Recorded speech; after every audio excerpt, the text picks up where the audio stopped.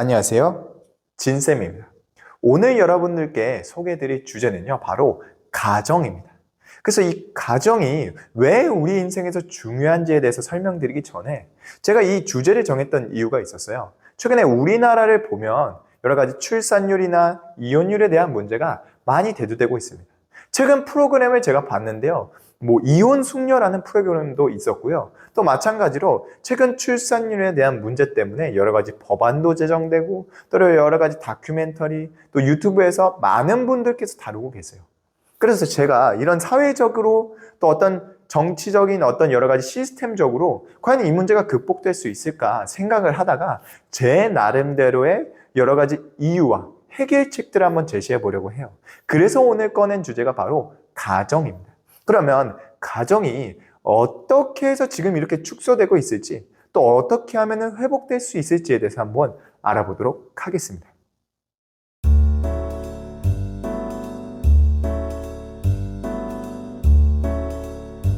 그럼 첫 번째로 알아볼 주제는 무엇이냐면요. 바로 가정은 언제 축소될까에 대해서 다뤄보도록 하겠습니다.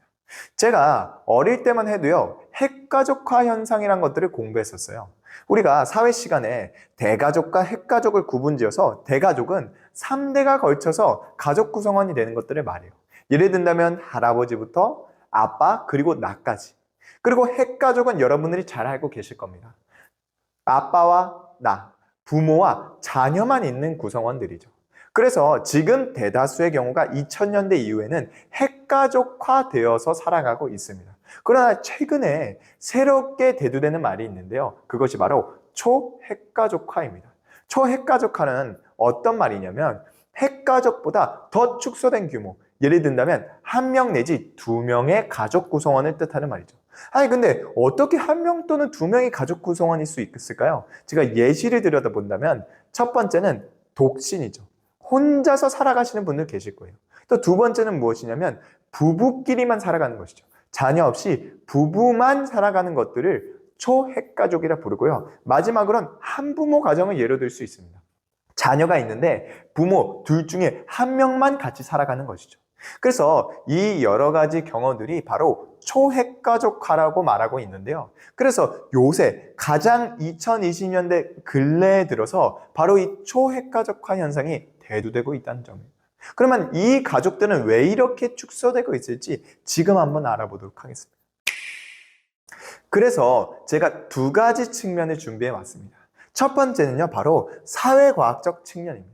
이 사회과학적 측면은 무엇이냐면 인구의 효용성에 대한 이야기들을 여러분들께 드리고 있는 거예요. 인구의 효용성이라는 건 결국에는 가정 역시도 우리의 전체적인 인구수에 포함되잖아요. 우리나라의 인구수가 가정이 축소된다는 건 우리나라의 인구 규모가 축소된다는 말이죠.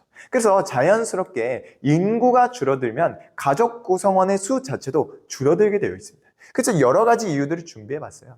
첫 번째로 인구의 양적 가치의 중요성을 한번 다뤄볼 겁니다. 인구의 양적 가치가 왜 그렇게 중요한가? 사람이 많으면 많을수록 사회에 어떤 영향과 어떤 중요성을 갖고 있느냐가 굉장히 중요한 부분이거든요. 그래서 바로 사회과학적 측면인 거겠죠. 그래서 인간의 인구수가 그 사회의 가치가 굉장히 높을 경우에는 자연스럽게 어떻게 되겠어요? 가정의 규모도 확대되어져만 갈 겁니다. 그러나 최근처럼 인구 규모 가치가 중요성이 떨어지면 떨어질수록 자연스럽게 가정도 축소되게 되겠죠. 그래서 이 대표적인 세 가지를 뽑아봤는데요. 가장 첫 번째는 무엇이냐면 AI, 기계화 시스템, 자동화 시스템 등의 발전 때문이라는 것입니다. 왜 그러냐? 여러분들 키오스크 아시죠? 키오스크. 최근에 일자리가 줄었다고 하는데 알바의 자리도 제가 대략 5년 전보다 많이 줄었던 것 같아요. 제가 대학생이 될 때쯤에는 대략적인 최저시급이 한 5, 6천 원 사이였었거든요. 그때 당시에는 키오스크라고 할 게 거의 없었어요. 그러다 보니까 알바 자리가 너무나도 널널해서 제가 서울에 사니까 서울에 사는 지역만 하더라도 알바를 항상 데려가 주세요. 원서를 넣으면 바로 뽑힐 정도였어요. 그러다 보니까 그렇게까지 알바 자리가 치열하진 않았죠.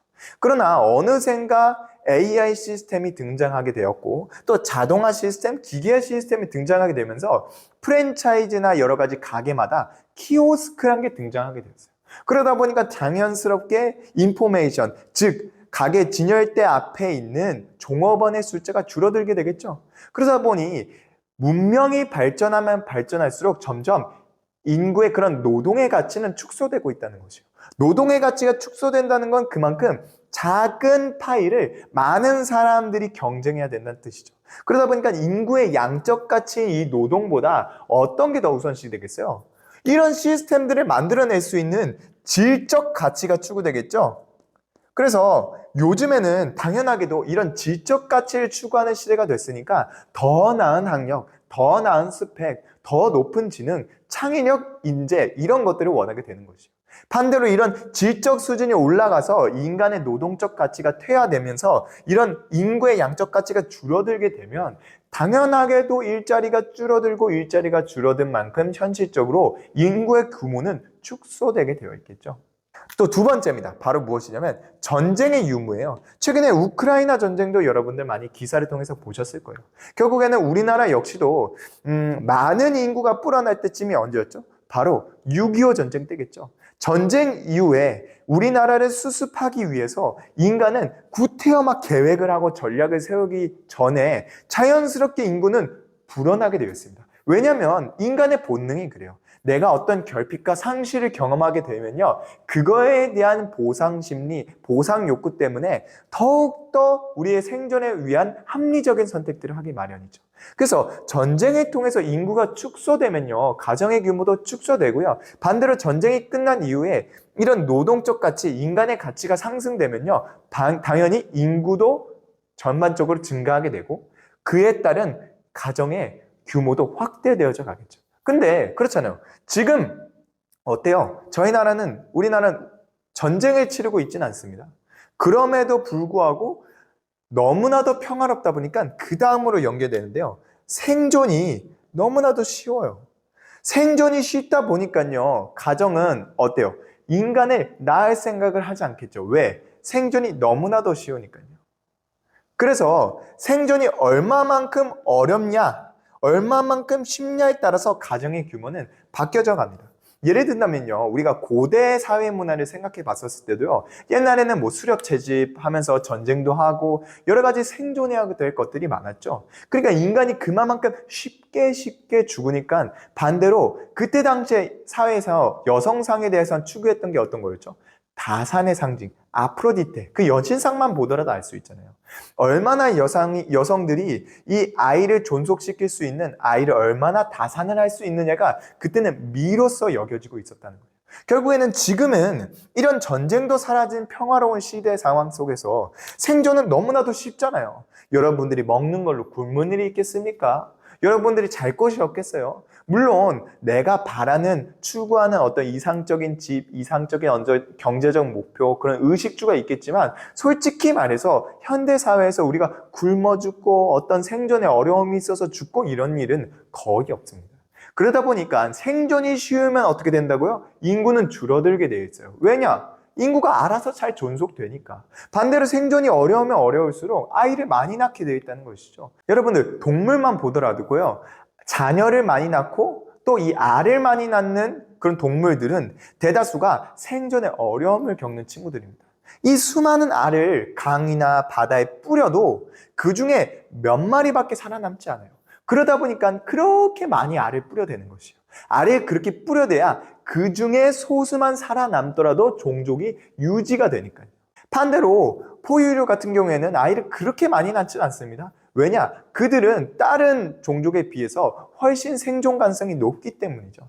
그러니까 우리 삶의 생존이란 것은 우리 인구에 가장 큰 영향을 미치고요. 당연하게도 우리가 그냥 밥 먹고 잘 사니까 가정은 자연스럽게 축소될 수밖에 없겠고, 그렇기 때문에 우리나라뿐만 아니라 전 세계적으로 인구가 감소할 수밖에 없는 거죠. 마찬가지로 저희뿐만 아닙니다. 모든 옆에 있는 일본, 중국, 러시아, 미국, 유럽에 있는 여러 나라들 다 인구가 감소되고 지금 절벽으로 내려가고 있어요. 그래서 초고령화 사회, 고령화 사회라고 말할 수밖에 없는 것이죠. 그럼에도 불구하고 그럼 왜 우리나라는 유독 인구의 절벽을 맛보고 있을까? 그것들은 이 심리학적인 측면에 있습니다. 그렇다면 1부의 마지막 순서인데요. 어떤 것이냐? 심리학적인 측면을 통해서 왜 가정이 축소되는지 알아보도록 하겠습니다. 제가 말씀드렸다시피 전 세계적으로 가정은 축소되고 있어요. 인구가 줄어들고 있습니다. 그러한 이유는 앞에서 봤듯이 사회과학적인 이유가 있기 때문이죠. 그럼에도 불구하고 우리나라가 특수하게 더 가정의 축소가 빠르게 벌어지고 있는 이유는요, 바로 이런 심리적인 이유 때문이에요. 그래서 심리학적인 측면을 잘 보시면 제가 꾸준히 말씀드렸던 삶에서의 불행 때문이겠죠. 왜 그러냐? 삶에서의 불행이 일어난다면요, 의욕은 당연히 줄어들게 되어 있습니다. 여러분 생각해 보세요. 우울증, 자살 이런 키워드의 가장 큰 이유는 뭐겠습니까? 결국에는 삶의 동기가 없는 이유가 내 삶이 불행하다 느끼기 때문이죠. 내 삶이 불행하니까 인간은 삶을 포기하게 되어 있어요. 의욕을 포기하게 된다고요. 때문에 내 삶에도 의욕이 없는데 과연 이 사람들이 가정을 꾸릴까? 남을 책임질 수 있을까? 또 자녀를 낳을 수 있을까? 불가능하겠죠? 왜냐? 내 삶도 이렇게 버겁고 힘들고 어렵고 불행을 느끼는데 어떻게 주변으로 시선이 가겠습니까? 마찬가지로 행복이 늘어나면 늘어날수록요, 동기는 여러 가지로 생기게 되겠죠. 예를 든다면 뭐 제 주변에 정말 이쁘게 잘 살고 화목한 가정을 꾸리시는 분들을 보면요, 너무 좋은 사랑을 두 분이서 부부끼리 하고 또 부부간에 그런 좋은 사랑들이 있으니까 자녀를 갖는 거에 대한 부담이 없죠. 왜냐면은 너무나 사랑스러운 이 두 부부가 서로를 보면서 내가 낳을 이 자녀가 얼마나 사랑스러울지, 그런 마음에서 이루어져 나오는 그런 행복에 대한 동기가 자녀를 낳고 이 가정을 확대시키는 거거든요. 그렇기 때문에 결과적으로 제가 어떤 이유를 먼저 대자면 심리학적으로 가장 큰 이 가정의 축소는 결국 내 삶, 사회 전반부에 퍼져 있는 불행 때문입니다. 그렇기 때문에 우리나라는 연관돼서 어떤 것들을 봐야 되냐? 바로 우리나라의 불행 지수를 보더라도 왜 우리나라가 이렇게 특별하게 출산이 어렵나 생각해 볼 수 있겠죠. 그래서 제가 기사를 한번 꼽아봤어요. 어떤 기사를 제가 여러 가지 기사를 참고해 봤지만 한 기사에 이렇게 나와 있더라고요. 대략적으로 직장인이나 성인이나 이 가정을 꾸려야 될 젊은 사람들한테 나가서 직접 통계적으로 한번 조사를 해봤습니다. 이 설문조사의 결과가 이렇다는 거예요. 출산에 대해서 왜 부정적으로 생각하십니까? 라고 물었을 때 여러 가지 답변이 있었지만 설문조사 결과 가장 지분이 컸었던 대략 30%에 해당하는 사람들이 이런 이유를 댔다는 거예요. 내 자신의 자유로움이 우선이기 때문에 출산에 대해서 부정적입니다. 결국에는 우리가 제 생각엔 이래요. 출산에 대해서 부정적인 이유를 우리가 유튜브를 보고 SNS를 보고 이 사회 기사나 여러 가지 뉴스를 보면요, 대부분이 어떤 경제적인 어려움, 사회적 이슈 때문이라고 생각을 할 수 있겠지만 실질적으로는요, 많은 사람들이 이 출산에 대해서 부정적으로 생각하는 이유가 내 자유로움이 우선이기 때문이죠. 이것이 바로 앞서 말씀드린 불행과도 연관이 되어 있습니다. 여러분 생각해 보세요. 내 삶이 불행하고 내 삶의 당장의 행복과 내 삶의 자유로움을 추구해야 되는데 어떻게 자녀를 낳을 수 있겠습니까? 많은 사람들이 내 자유로움이 우선이라는 거는 아이를 가졌었을 때 또는 부부가 되었었을 때 내 삶에 어떤 삶에 벌어지는 어떤 손해, 배려를 통한 어떤 희생, 헌신 이런 것들이 버겁다는 거예요. 내가 나에게 집중하는 것조차도 버거우니까 당연하게도 가정의 확대는 일어날 수가 없는 것이겠죠. 또 두 번째입니다. 육아 능력에 대한 불확실이 있네요. 육아 능력에 대한 불확실. 저는 이걸 이따가 추가적으로 여러분들에게 이 이유에 대해서 한번 알려드리도록 할게요. 결국에는 이것도 마찬가지인데 육아 능력에 대한 불확실은 지금 자기 스스로도 어떤 자신감, 자존감, 내가 과연 가정을 꾸릴 수 있을까? 내가 부모가 될 수 있을까? 이런 책임에 대한 회피인 것이죠. 결과론적으로 이런 모든 것들이 내 삶의 불확실성, 내 삶의 어떤 우울감 이런 것들로 연결되는 거예요. 그래서 드디어 여러분들이 가장 잘 알고 계셨던 어떤 경제적 어려움이나 사회적 제도적인 어려움 때문에 우리가 출산에 대해서 부정적입니다 라고 하는 건 대략적으로 15%, 19%밖에 없었다는 것이에요. 그래서 여러분들이 생각하는 절대 다수는 자신의 자유로움이 우선이기 때문에 출산을 하지 않는 것이고 육아에 대한 능력에 대해서 불확실하기 때문에 출산에 대해서 부정적인 것이지 어떤 사회제도적인 이유 때문이거나 어떤 경제적인 어려움 때문이거나 한 아이를 키우면 야 무슨 1억 5천만 원이 든대 2억이 든대 이런 이야기 때문이 아니라는 점을 여러분들이 알아두셨으면 좋겠습니다. 그래서 경제적 사회적 어려움은 뭐 여러분들이 다양한 기사나 언론을 통해서 이미 들었으니까 이 과정은 스킵하도록 할게요. 그래서 마지막 네 번째인데요. 육아와 직장의 병행이 어렵다는 것입니다. 그래서 왜 그럼 이 사람들은 육아와 직장을 병행해야 될까? 앞서서 말한 경제적인 이유가 있을 수도 있겠지만요. 제가 이것들을 조사하고 연구하면서 다른 나라들을 많이 참고해 봤거든요. 예를 들어서 옆 나라 일본 같은 경우에는 가정을 꾸린다는 건 이런 각오가 있다고 합니다. 내가 아이를 가지면 내가 당장에 이 직장을 포기하더라도 이 아이에게 헌신해야지 라는 마인드가 있었다는 것이에요.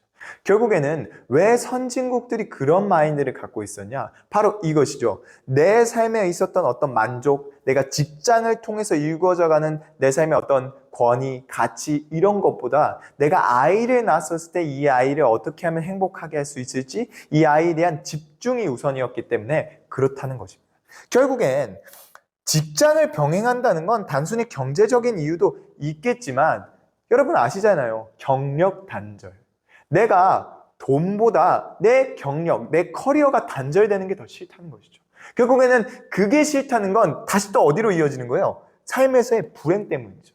내 커리어가 단절되면 나는 그저 그런 사람, 나는 그냥 애 낳는 기계, 나는 그냥 애 돌보는 그런 하찮은 사람 이렇게 될까 너무나도 우울하고 스스로의 자존감이 낮기 때문에 벌어지는 일들이라는 것이죠. 반면에 그런 경력 단절이 있음에도 어른으로서 부모로서 자녀 가진 엄마로서 아빠로서 다시금 이 사회에 복귀하고 열심히 자기의 자신과 가치를 꾸려나가시는 분들도 계세요. 결국에는 내가 육아와 직장의 병행이 어렵다는 것, 내 경력의 단절이 너무나도 두렵다는 것은 내 삶의 어떤 만족과 어떤 이 삶의 행복도에 영향이 갔다는 것이죠. 이 네 가지 설문조사의 결과에 대해서 여러분들이 들으셨잖아요. 제가 결국 이 이야기들 통해서 말씀드리고 싶은 건 요새 왜 독신으로 사는 사람들이 많고 또 부모가 자녀를 낳지 않고 부부끼리로만 사는 이런 초핵가족화 현상이 벌어나는 이유는요. 바로 내 삶이 불행하기 때문인데요. 이 불행은 결국에 어떤 것들에 영향을 미치냐? 바로 말씀드렸다시피 내 삶이 자유롭다. 내 삶이 여유가 있어야 되고 만족이 있어야 되고 어느 정도는 내 삶에 쉼이 있고 편안함이 있고 이래야 내 삶이 행복하다 느끼기 때문입니다. 내가 내 삶이 불행하면은 계속해서 내 자유로움이 우선일 수밖에 없는 것이죠. 내 삶의 만족이 우선이고 여유가 우선이기 때문에 당연히 여러분들도 이미 자녀였기 때문에 아시잖아요. 내 부모를 보면서 내 삶에 어떻게 헌신해야 되고 내가 어떻게 나의 일정 부분들을 포기해야 되는 것들을 여러분들이 이미 보셨기 때문에 자연스럽게 나 혼자 사는 게 편하겠다. 나 혼자 사는 게 뭐 경제적 사회적인 이유도 있겠지만 내 자유로움을 추구할 수 있고 또 이런 육아적인 다양한 신경거리에서 벗어나서 오로지 나만의 인생을 살 수 있겠구나 라고 해서 독신으로 또는 그래도 혼자는 조금 뭐랄까 좀 외롭고 그러니까 부부끼리만 내 배우자, 남편, 아내 이 부부끼리만 오손도손 잘 살면 되지 않을까? 라는 생각들을 품게 된다는 것이죠. 그래서 마지막으로 제가 여기 써놨죠. 부모를 보고 느낀 부정적인 인식이 사실은 은근히 굉장히 많은 이유가 됩니다. 앞서 말씀드렸다시피 육아 능력에 대한 불확실한 건 무엇이냐면 내가 이미 가정 속에서 보고 자라왔던 것들이 다시금 되풀이될까 너무나도 불안하고 너무나도 불행하기 때문입니다. 결국 이 불행은요, 진짜 내 삶에서 불행도 있겠지만 여러분들이 이미 겪으셨던 가정 속에서의 행복도가 중요한 일입니다. 여러분 가정 속에서 화목한 가정에서 자란 분들은 제 주변에 이미 다 결혼하고 자녀도 낳으세요. 그렇지만 화목한 가정과 상반되는 이혼 가정, 한부모 가정, 어떤 폭력 가정 이렇게 가정 속에서 불행을 느낄 수밖에 없으셨던 분들은 당연히 저한테 와서 항상 그래요. 저는 혼자 살 건데요. 저는 결혼을 해도 애는 안 날 건데요. 이런 말씀을 하셔요. 또는 애는 안 날 거라 했지만 어떠한 경위를 통해서 아이를 가졌었을 때 깊은 우울증이나 깊은 박탈감이나 깊은 상실감 현실적인 어떤 걱정들이 생기는 이유겠죠. 내가 그전 가정에서 나의 가정 속에서 부모와 나 사이에서 얼마나 행복을 느끼고 얼마나 화목한 가정을 이뤄냈느냐가 사실은 꾸준히 내 삶의 가정 속에서 어떤 결과물로 비춰지는 것입니다. 최근 우리나라가 계속해서 내 삶이 불행해서 이런 이유들을 찾는다는 것은요, 그만큼 우리가 그전 부모와 우리 자식 간에 이 삶이 불행했다는 반증이라는 것이죠. 그렇기 때문에 우리는 반성해야 될 부분은 무엇이냐면 그 전에 있었던 우리 가정이 불행했다는 것이에요. 그래서 마지막으로 정리하자면 이런 것들입니다. 내가 부모를 보고 내가 그전 가정을 통해서 느꼈었던 나의 삶의 체감, 이혼 가정이었거나 폭력 가정이었거나 부모와 자식 간의 삶의 유대가 끊어버렸거나 또는 어떤 경제적 결핍이 있었거나 그렇기 때문에 다시 한번 이 가정 속에서 맛봤던 이 불행들을 되풀이하고 싶지도 않은 것이고 내 삶의 행복의 축구가 우선이기 때문에 지금 우리나라는 가정의 축소가 진행형이라는 것입니다. 반드시 우리 삶의 전반적인 행복도의 지수가 올라야 많은 사람들이 이 행복을 느껴봐야 출산도 좋아질 것이고 자살률도 좋아질 것이고 어떤 이런 경제적 사회적 어려움 때문에만은 아니란 것입니다. 어떤 심리적인 가정 속에서 느꼈던 나의 삶의 경험, 정서적인 체감들이 어찌 보면 더욱더 중요하다는 것이죠. 때문에 여러분들도 오늘 우리나라가 왜 이렇게 축소될까? 이런 심리적인 요인들이 있었다. 모든 기원은 결국에는 결핍된 사랑 속에서 나오는 이 삶에서의 불행 때문이구나 라는 것들을 아실 수 있겠습니다. 그래서 2부에서는 어떤 것들을 결국 여러분들께 알려드릴 거냐면 오케이, 축소된 건 알겠어. 그러면 어떻게 하면 가정을 회복시킬 수 있을까? 가정이 어떤 역할로서 내 삶에 중요한 영향을 끼치는 걸까? 왜 진쌤은 그토록 가정이 회복되어야 된다고 믿는 것일까? 이것들에 대해서 한번 다뤄보도록 하겠습니다.